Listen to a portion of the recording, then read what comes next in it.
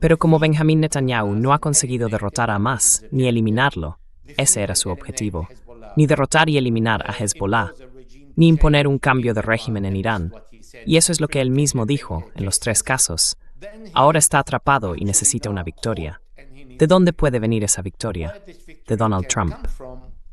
Pero hay algo más sutil que lo que Donald Trump dijo en apariencia. En el fondo, lo que está haciendo Donald Trump es chantajear a sus propios aliados. Este varese creerand, menetzer komainen leiste den benjitse.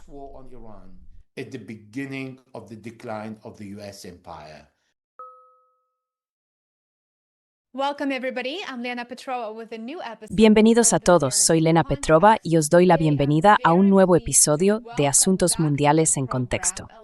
Hoy me alegra muchísimo volver a tener con nosotros a Elijah Magnier. Elijah es analista político y un veterano corresponsal de guerra, con más de 35 años de experiencia cubriendo Oriente Medio y el norte de África.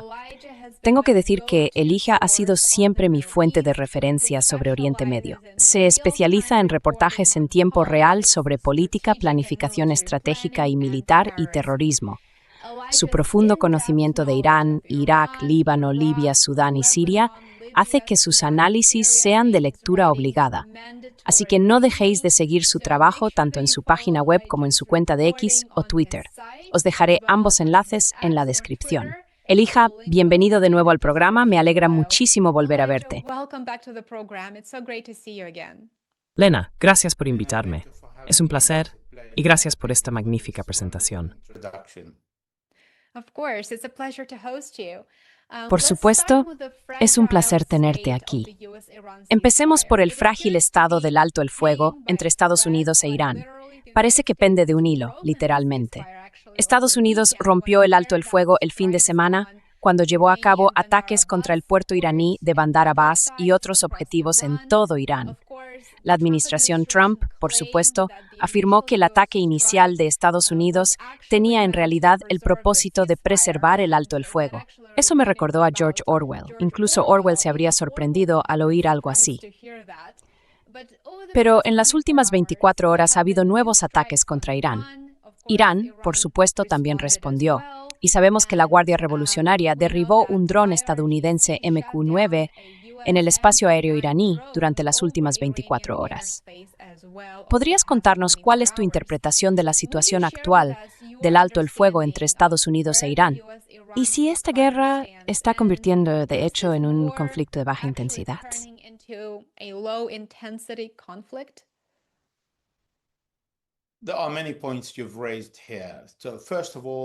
Has planteado muchos puntos aquí. Así que, para empezar, el alto el fuego se mantiene, aunque en realidad no se mantiene del todo, en el sentido estricto del término. Pero ambas partes coinciden en que ya no hay una guerra como tal, y que no se ha vuelto a la intensidad que tuvo durante los primeros 40 días. El hecho concreto de hoy es que el mando central estadounidense habló claramente de un ataque iraní, de misiles balísticos iraníes sobre Kuwait, pero dirigido a lo que los iraníes definieron como el origen del ataque contra su costa y contra sus activos. Así que los iraníes son muy conscientes de dónde empieza todo.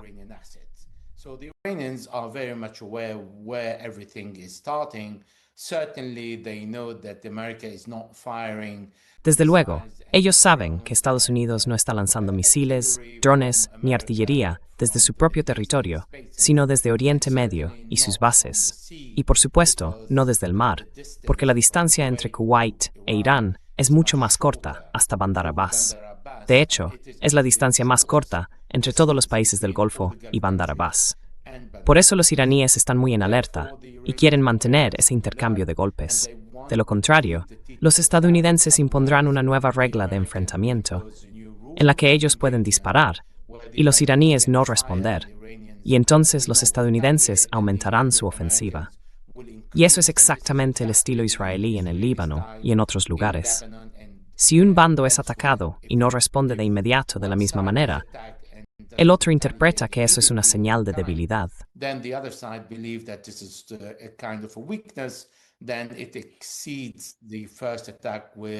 Luego supera el primer ataque con un segundo ataque mucho mayor y después un tercero y un cuarto.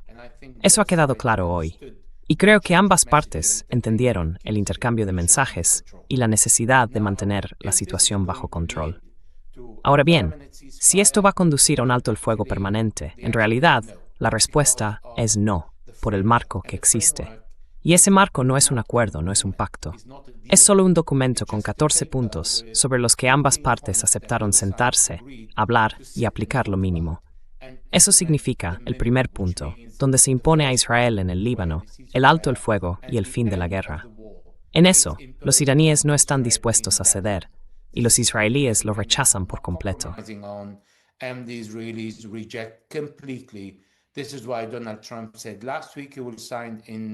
Por eso Donald Trump dijo la semana pasada que firmaría el domingo, y hoy Axios volvió a filtrar esa información, diciendo que hay un alto el fuego a punto de firmarse, pero no se firmó.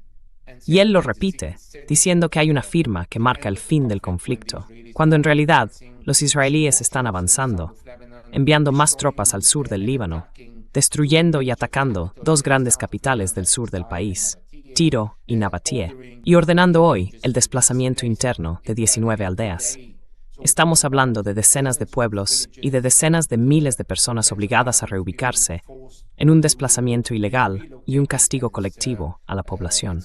Y ahora, Donald Trump no puede enfrentarse a Benjamin Netanyahu en este punto. Donald Trump cannot face Benjamin Netanyahu on this point, and his minister Itamar Ben-Gvir said. Y su ministro, Itamar Ben-Gvir, dijo que Israel no aceptará un acuerdo así, lo que significa que Donald Trump no lo firmará. Y si lo hace, y deja entre líneas el derecho de Israel a defenderse, es decir, atacar cuando quiera, entonces no habrá ningún acuerdo entre Estados Unidos e Irán. Además hay otro punto, los activos congelados. Va Donald Trump a liberar 12 y luego 10, en total $24,000 millones, cuando ha criticado duramente a Barack Obama por liberar 10,000 millones de fondos iraníes congelados, de un total de más de 100,000 millones. De nuevo, la respuesta es no. ¿Va a levantar las sanciones? La respuesta es no. Así que, si levanta el bloqueo y permite que Irán reciba pagos bajo otro concepto, para que los iraníes puedan decir que son servicios, como en el caso del fósforo.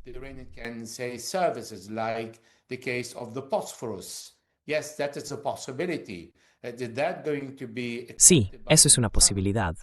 ¿Va a aceptar eso Donald Trump? Hay tantos asuntos complicados que Donald Trump y Benjamin Netanyahu crearon hace 85 días al iniciar una guerra ilegal contra Irán, que no saben cómo encontrar otra salida, ni cómo inventar una forma de salir de todo este dilema en el que ellos mismos se metieron, pensando que acabaría en 3 días con la caída del sistema gobernante en Irán. Y no fue así. Así que, en realidad, están atrapados en un círculo vicioso. No saben cómo salir. No saben cómo dañar a Irán lo suficiente como para lograr su objetivo.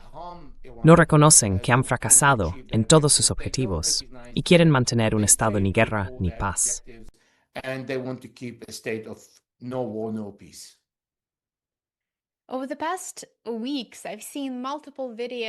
En las últimas semanas he visto varios videos de Israel destruyendo por completo pueblos enteros en el Líbano. Has mencionado brevemente el sur del Líbano, pero creo que sería importante centrarnos en este tema porque es clave en el conflicto de Oriente Medio, igual que lo es Gaza. Ahora bien, la administración Trump había acordado anteriormente limitar a Israel a la hora de llevar a cabo ataques en el Líbano, especialmente en lo que se refiere a destruir infraestructuras civiles. Pero o bien no pudo hacerlo, o bien decidió no hacerlo, no frenar a Israel. Así que la situación en el sur del Líbano está claramente escalando. Elija, ¿qué busca conseguir Israel en el Líbano? ¿Y qué está ocurriendo realmente en el sur del Líbano en este momento?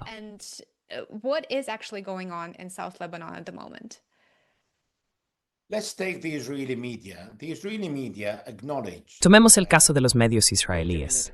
Los medios israelíes han reconocido que Benjamin Netanyahu ha fracasado en todos los frentes. Según los propios israelíes, Hamás sigue en Gaza. Israel continúa bombardeando a Hamás, realizando asesinatos selectivos de personas, de mandos, pero también de civiles. Aquí es donde los israelíes mezclan los objetivos civiles y los militares, para decir que se escondían detrás de civiles. Y es la misma retórica cuando los israelíes dicen, hemos matado a 20.000 de Hamás, pero al final hemos acabado matando a 80.000 civiles. Ese es el relato israelí. De nuevo, los medios israelíes afirman que el ejército israelí reconoce su incapacidad para desarmar a Hezbollah, a menos que ocupe todo el país, el Líbano, y vaya casa por casa para desarmar a Hezbollah. Y eso, en realidad, es inviable.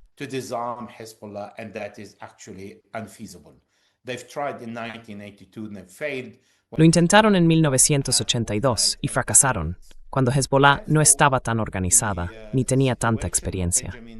Por eso, la situación de Benjamín Netanyahu con respecto a Irán no es mejor. Empezó la guerra diciendo, eliminaremos el programa nuclear iraní de forma definitiva y completa. Y ahora están negociando sobre el uranio enriquecido al 60%.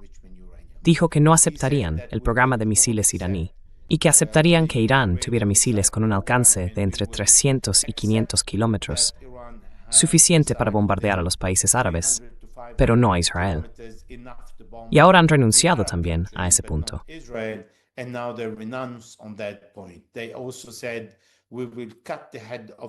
También dijeron, cortaremos la cabeza del Estado. Se referían a que Irán dejaría de suministrar armas y financiación a Hezbollah. Y eso también fracasó. Así que los israelíes le están diciendo a su gente que en realidad el problema está en un liderazgo que no es apto para gobernar. Y ese liderazgo se enfrenta a unas elecciones del Knesset en septiembre, donde se elegirá un nuevo primer ministro después del Knesset. Y en noviembre habrá un nuevo primer ministro. Ese es el dilema de Benjamín Netanyahu. Intenta conseguir algo, pero fracasa una y otra vez.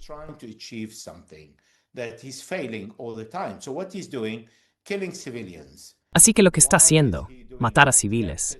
¿Por qué lo hace? La respuesta es sencilla.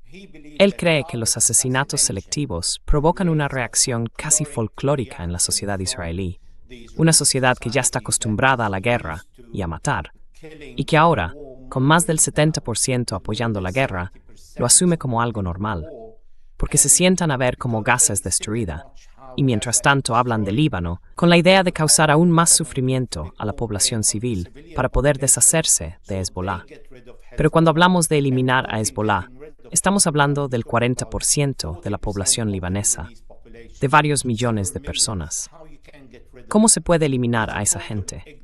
Es una muestra total de ignorancia, o bien un llamamiento a algo imposible, porque Hezbollah está profundamente integrado en la población y tiene una soberanía propia, forma parte del gobierno, del parlamento y también de los Strithing.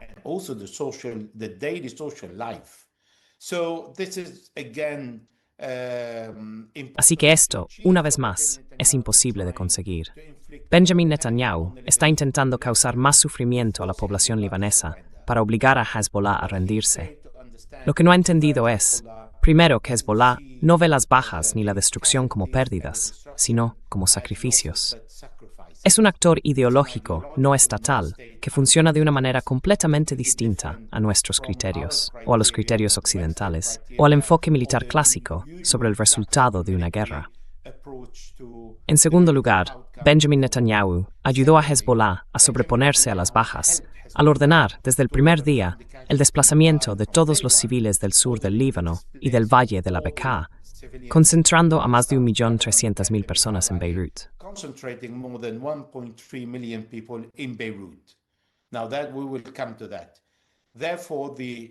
Ahora, llegaremos a eso. Por tanto, Hezbollah ahora puede luchar sin preocuparse por las bajas civiles entre su propia gente.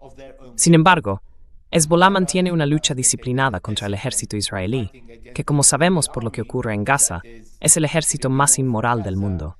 Mata a civiles libaneses, pero no a miembros de Hezbollah. Si escuchamos lo que dice Israel, hasta ahora han matado a 2 o 3 comandantes. Por supuesto, también han matado a varios combatientes, pero no estamos hablando de 3.200. Según el Ministerio de Sanidad libanés, más del 95% de las víctimas son civiles, y hay más de 10.000 civiles heridos. more than 10,000 wounded civilians. Therefore, he doesn't care really. He's trying to inflict pain. Por tanto, a él no le importa de verdad. Lo que intenta es causar dolor. Y Hezbollah, por su parte, no se ha propuesto derrotar a Israel. Reconoce que Israel es un enemigo poderoso. Hezbollah no está ahí para derrotar a Israel, sino para causar dolor, un dolor acumulativo, hasta que los israelíes digan, bueno, si cada día tenemos algunas bajas y se destruyen unos cuantos vehículos o excavadoras, entonces, con el paso de las semanas, los meses y los años, porque Israel no tiene intención de retirarse del Líbano, con el tiempo la acumulación será lo bastante grande como para que Israel diga, en realidad, no es muy buena idea seguir en el Líbano.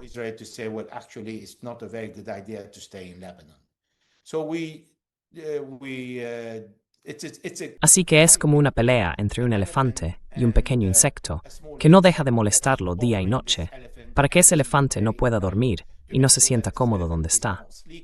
Pero sigue siendo del tamaño de un elefante. Ese es Israel.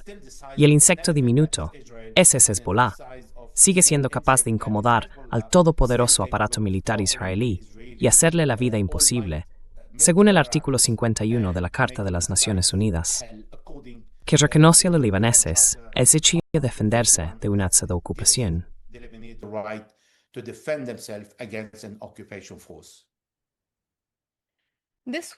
Esta semana el presidente Trump dijo algo bastante sorprendente y me gustaría compartir la cita aquí. Dijo, abro comillas, cierro comillas. If Saudi Arabia, Qatar, Pakistan, Turkey, Egypt, and Jordan do not sign on to the Abraham Accords, we're not going to move forward with the Iran deal. Those countries owe it to us. End of quote. What precisely do these countries ¿Qué le deben exactamente esos países a Israel en este caso? Porque eso está sirviendo a los intereses de Israel, no a los de Estados Unidos. Y Trump, básicamente, está diciendo que Israel determina el rumbo de la guerra entre Estados Unidos e Irán. ¿No es así?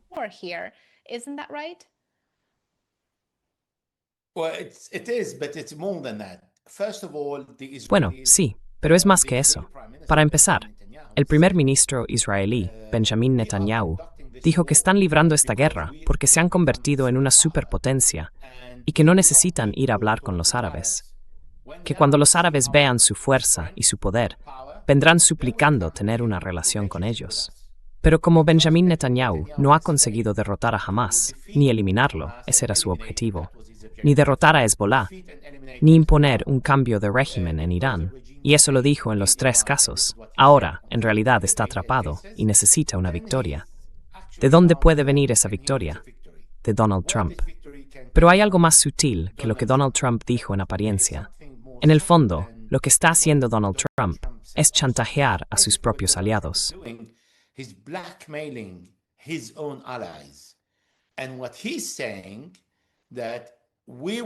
Y lo que él está diciendo es que no aceptaremos un alto el fuego con Irán si no normalizáis las relaciones. Significa que atacaremos a Irán desde vuestros países, así que Irán tomará represalias contra nosotros en vuestros territorios. En consecuencia, vosotros sufriréis los daños, porque estaremos atacando a Irán a menos que hagáis lo que decimos. Esa es, por tanto, una excusa perfecta, la mayor razón de todas, para que los países árabes comprendan lo perjudicial que es tener una base estadounidense en su territorio. Esto es lo que Donald Trump está ofreciendo a los árabes. Les está diciendo a los países del Golfo que en realidad ser nuestros amigos es letal. Y volvemos a Henry Kissinger, que dijo que ser enemigo de Estados Unidos es malo, pero ser su amigo es realmente letal. Y en este caso, creo que encaja perfectamente con lo que dijo Donald Trump.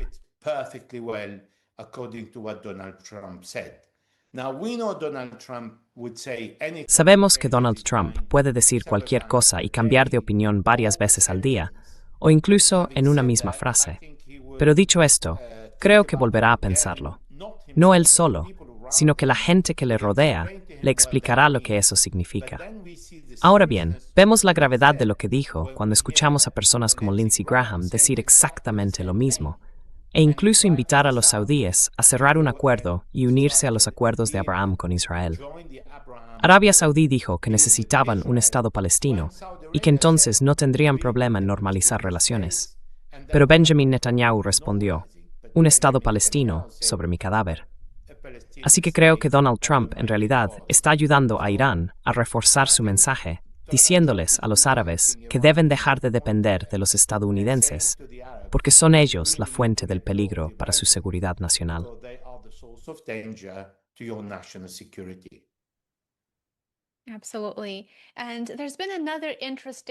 Exactamente. Y ha habido otro punto interesante que Trump mencionó sobre Omán. Omán, por supuesto, ha desempeñado un papel clave como mediador en las negociaciones entre Estados Unidos e Irán y sigue acogiendo conversaciones entre Washington y Teherán, como ya hizo en anteriores negociaciones nucleares. Pues bien, el 27 de mayo Trump dijo, y cito, "Vamos a volar Omán si no empiezan a comportarse como los demás".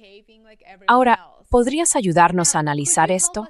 Porque, En esencia, Trump ha exigido que este comandante me declaraciones against Reddit is sunt. Israel's requests and demands here. Well, just to remind the audience that Oman Bueno, solo para recordar al público que Omán recibió a Benjamin Netanyahu y a su esposa en el país, no tienen ningún problema con los israelíes.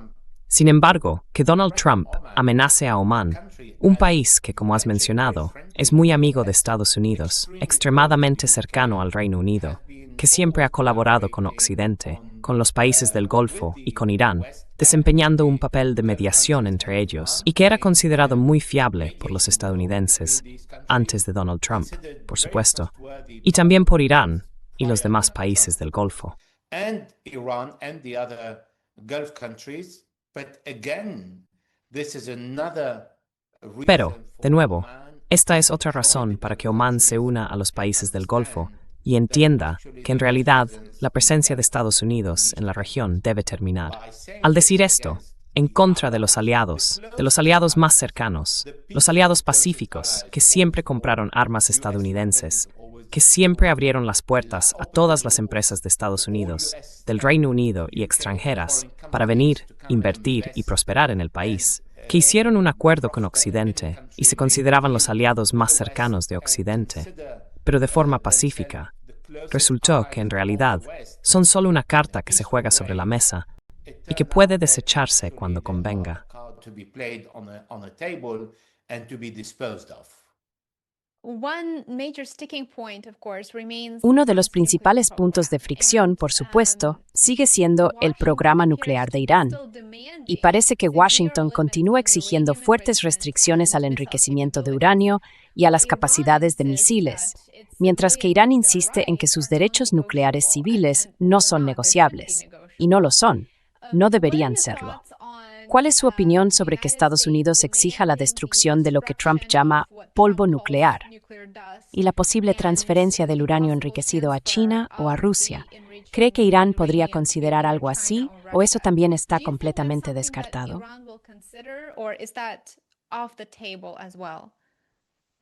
It is completely off the table for a simple reason.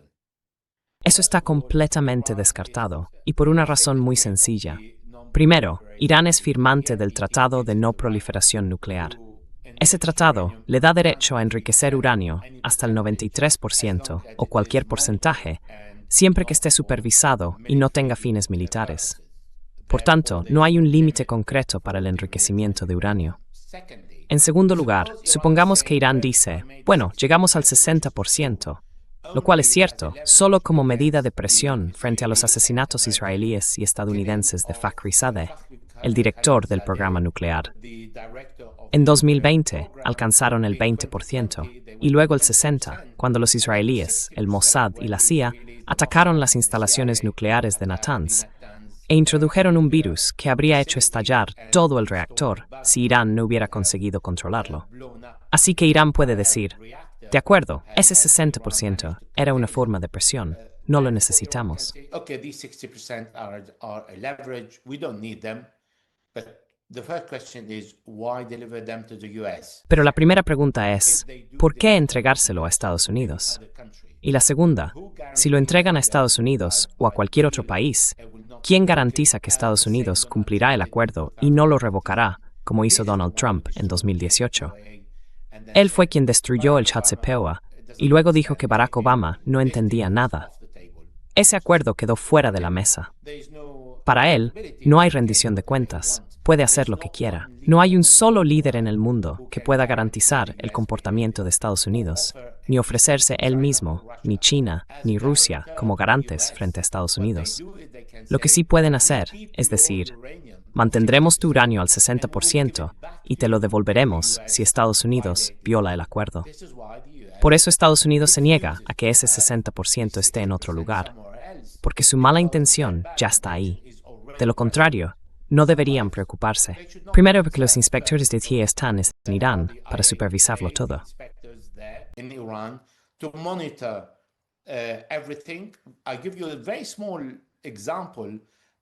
Te voy a poner un ejemplo muy sencillo. Cuando Donald Trump dijo que en las instalaciones nucleares todos los que trabajan allí tienen nombres como Mohammed o Ali, la mitad uno y la otra mitad el otro, lo que quería decir era, el OIEA tenía todo el control por Internet, conexión por satélite con todas las instalaciones nucleares, vigilando todo lo que ocurría allí. Ahora, Donald Trump nos dice que el OIEA está pasando esas grabaciones al gobierno de Estados Unidos y, por supuesto, a otros. Y eso no debería ocurrir. En segundo lugar, si los estadounidenses han visto lo que pasa dentro de esos reactores y los inspectores de la ONU están allí, entonces no hay nada que temer. Pero, si aún así necesitan más garantías, tenemos a Tulsi Gabbard, que dice, y sigue diciendo, que en realidad Irán no está fabricando una bomba nuclear.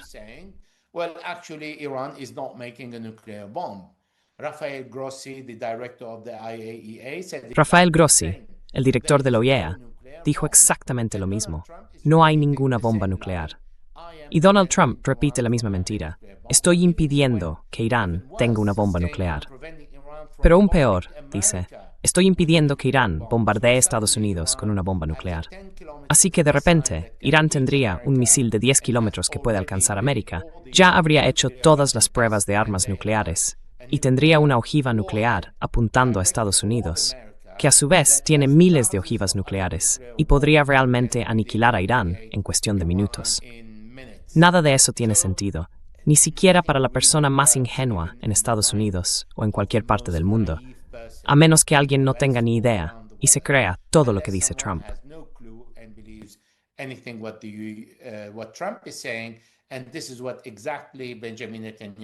Y esto es exactamente lo que dijo Benjamin Netanyahu. Repite algo una y otra vez, y al final, alguien acabará creyéndolo. Así que, para que Irán entregue, volviendo a tu pregunta, y perdón por extenderme tanto, para que Irán entregue el uranio enriquecido al 60%, no hay ninguna garantía ni confianza. ¿Cuál es el mecanismo que se le va a ofrecer a Irán para que diga, de acuerdo, voy a seguir adelante y negociar qué podemos hacer con ese 60%? Por eso el marco es un documento con 14 puntos que, en mi opinión, nunca se aplicará mientras Donald Trump siga en el poder.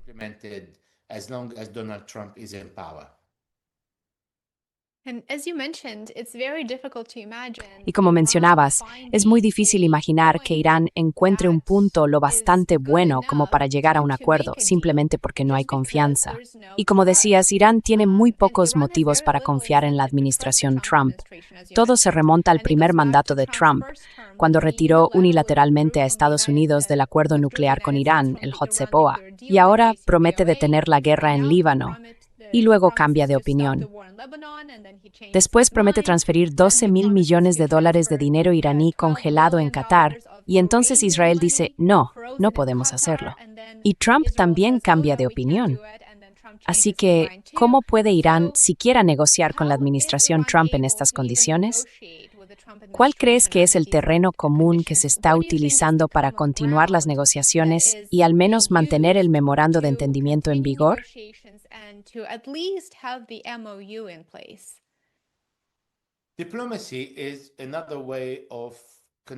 La diplomacia es otra forma de hacer la guerra.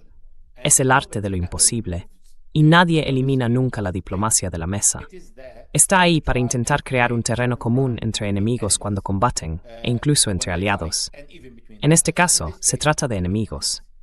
Ahora bien, los iraníes necesitan decirle a su pueblo que están haciendo todo lo posible, pero no pueden suicidarse. Y tampoco pueden permitir que los estadounidenses y los israelíes consigan en las negociaciones diplomáticas lo que no lograron por medios militares. Por eso los iraníes están tan decididos a cobrar tarifas por sus servicios en el estrecho de Hormuz, un resultado de esta guerra ilegal, porque antes del conflicto no era así, y ahora quieren obtener ingresos por esos servicios. Collect fees out of it for services. That will be the title. Because Ese será el título, porque se trata de un paso internacional y de un tránsito natural. Pero Irán está aplicando otra ley, no la Convención de las Naciones Unidas sobre el Derecho del Mar, aunque los iraníes la firmaron en 1982, pero nunca la ratificaron. Al contrario, el gobierno iraní decidió que tiene derecho a imponer tasas por los servicios, y eso es lo que van a hacer. Los iraníes no van a renunciar al enriquecimiento de uranio, porque lo tienen muy claro. Poseen el conocimiento nuclear. Aunque se les quite el uranio enriquecido al 20 o al 60%, siguen sabiendo cómo hacerlo, o incluso podrían ir más allá si lo necesitan.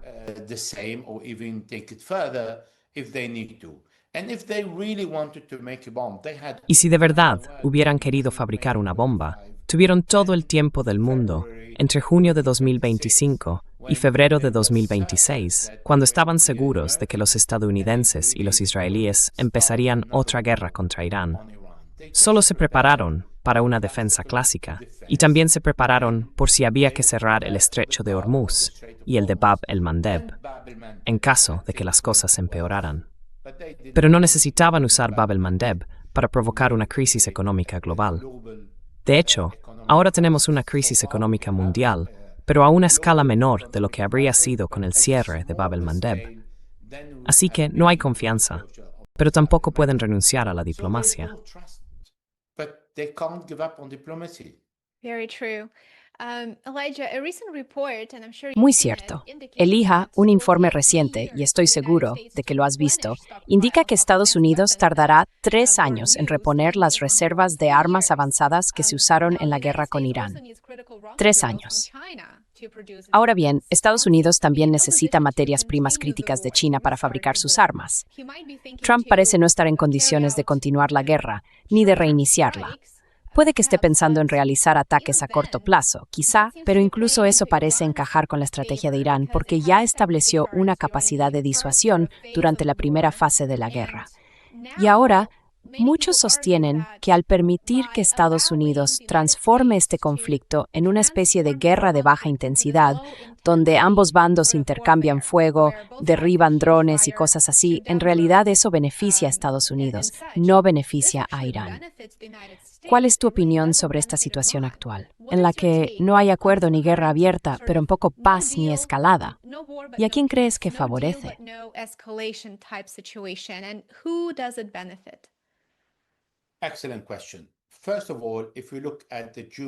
Excelente pregunta. Primero que nada, si miramos junio de 2025, Irán fue tomado por sorpresa. Más de 40 líderes murieron en los primeros minutos, y a Irán le llevó 18 horas responder. En febrero de 2026, después de la primera oleada de asesinatos, 10 minutos más tarde Irán respondió y bombardeó 9 países al mismo tiempo. Incluso aunque los israelíes y los estadounidenses lograron matar al líder supremo y a todos los dirigentes que estaban reunidos con él ese mismo día. Así que vemos una organización en la que cada provincia, cada lugar, cada unidad de misiles sabía exactamente qué hacer, sin necesidad de comunicarse con el centro de mando y control. Eso significa que Irán creó decenas de centros de mando y control, cada uno con una tarea específica que debía ejecutar de inmediato tras el primer ataque. En otras palabras, Irán se preparó entre junio de 2025 y febrero de 2026 y acumuló mucha experiencia para prepararse para una guerra.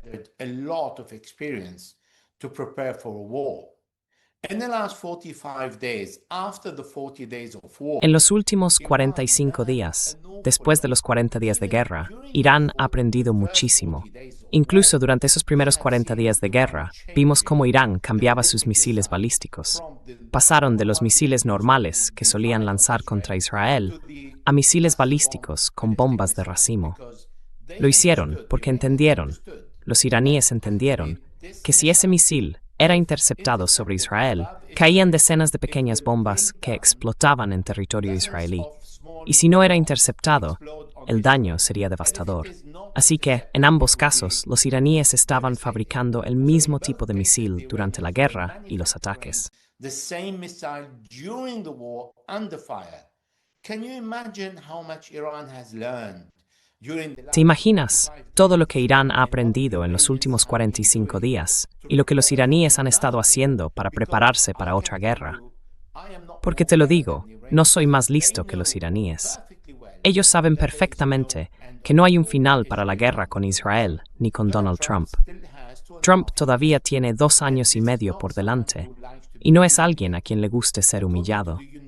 Según el New York Times, el primer artículo que salió después de los 40 días decía que Irán había logrado hacer jaque mate a Estados Unidos.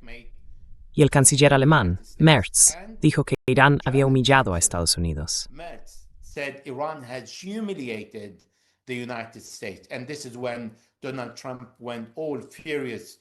Y fue entonces cuando Donald Trump se enfureció por completo y empezó a insultar a la canciller alemana por lo que había dicho. Puedes estar seguro de que, primero, una guerra no beneficia a nadie, ni a Irán, ni a Estados Unidos, ni a Israel. Segundo, los daños que ha sufrido Estados Unidos son enormes. El ministro de Defensa, o secretario de Guerra, dijo que habían gastado $29,000 millones en municiones, pero no habló de los 50 o 60 mil millones de todas las bases destruidas por los iraníes en Oriente Medio. Tampoco mencionó los más de $100,000 millones en daños económicos por el aumento del precio de la gasolina y de todos los demás productos que los estadounidenses están pagando. And all the other products that the Americans are paying. So there is a huge Así que hay un enorme daño para la economía estadounidense, y no solo por las bombas que los norteamericanos ya no tienen o necesitan producir. Y, por cierto, ¿para qué necesitarían los estadounidenses bombas? Ya nadie los toma en serio, porque no lograron derrotar a un país después de 47 años de máxima presión, con más de 5,000 sanciones, y fracasaron, incluso teniendo el ejército más poderoso de Oriente Medio, en someter a ese país. Entonces, ¿quién tiene miedo de los estadounidenses? Bueno, quizá Cuba, porque es un país pequeño. Así que Donald Trump no necesita realmente invertir decenas de miles de millones de dólares para fabricar tantas bombas y destruir Cuba. So many bombs to destroy Cuba. Irán tiene 1.640.000 kilómetros cuadrados, 48 veces el tamaño de Israel. Pero ¿de qué estamos hablando aquí? ¿De China? ¿De enfrentarse a China? China se está riendo, viendo cómo actúan Estados Unidos e Israel contra Irán. Así que Estados Unidos representa un peligro para los países pequeños. Si quieren ir a las Bahamas, o a las Seychelles, o a la República Dominicana, quizá, o atacar a un pequeño país africano, sí, Donald Trump necesita unas cuantas bombas, pero no muchas, porque no van a luchar contra él. Pero un país con una ideología y con la determinación de resistir, da igual cuántas bombas tenga, no va a poder derrotarlo.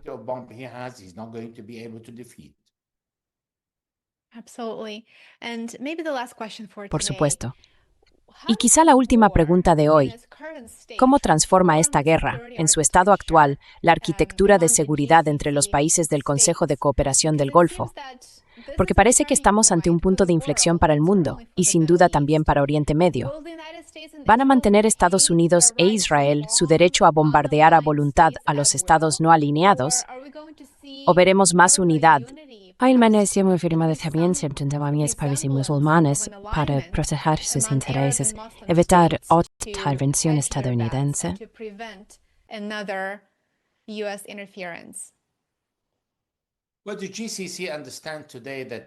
Bueno, hoy el Consejo de Cooperación del Golfo entiende que Israel puede bombardear cualquier país árabe, igual que bombardeó Qatar, sin previo aviso y con la aprobación de los estadounidenses. Aunque Donald Trump esperara 6 horas antes de salir a decir «yo no sabía nada», cuando en realidad es el CENTCOM quien está al mando, quien apoya a los israelíes y les permite volar desde Israel para bombardear Qatar. Y además, necesitan repostar en el aire. Así que el CENTCOM no estaba tan ciego como para no ver lo que estaba pasando y dar su aprobación. La única razón por la que los estadounidenses dijeron, no tenemos nada que ver con esto, fue porque el intento de asesinato selectivo fracasó y se sintieron avergonzados ante Qatar. No demasiado, porque en realidad a Donald Trump no le importa mucho. Very much, because actually Donald Trump doesn't care really.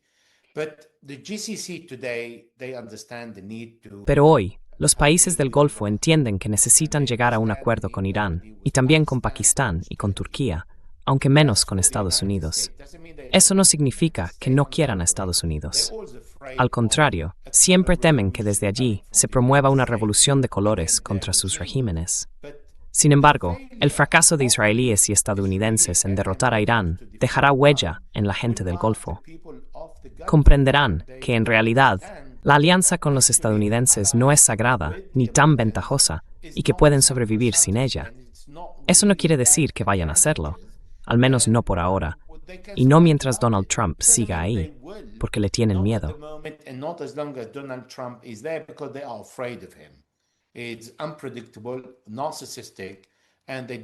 Es impredecible, narcisista, y no saben cómo puede hacerles daño. Exactamente como dijo hoy y ayer contra Omán y el Consejo de Cooperación del Golfo, amenazándoles con que Irán los bombardearía si no se unían a los acuerdos de Abraham. Y antes de eso, nadie olvida cómo Donald Trump dijo que ahora el príncipe Mohammed bin Salman, el príncipe heredero, tendría que besarle el trasero. Eso fue lo que dijo. Así demuestra la falta de respeto que tiene hacia los árabes. Y los árabes lo entienden perfectamente. Si eso lo dijera alguien capaz de defenderlos, sería una cosa. Pero cuando lo dice alguien que ha visto cómo destruían todas sus bases, que no ha sido capaz de defenderse, ni de defender a los países que los acogen, es otra historia. Y creo que todo Oriente Medio va a empezar a reorganizarse. Y pienso que esta guerra contra Irán marca el inicio del declive del imperio estadounidense. Desde 1945 hasta 2026, este es el primer comienzo. From 1945 until 2026, this is the first beginning. Elijah, thank you so much for joining Elijah, us. muchísimas gracias por acompañarnos y por esta conversación tan interesante. Espero que vuelvas pronto para un nuevo episodio. De verdad, te recomiendo muchísimo seguir a Elijah en X y también visitar su página Become a Subscriber. Dejaré el enlace en la descripción de abajo. Elijah, muchas gracias por estar hoy con nosotros. Thank you so much for being here today. Es un placer. Gracias por invitarme, Elena.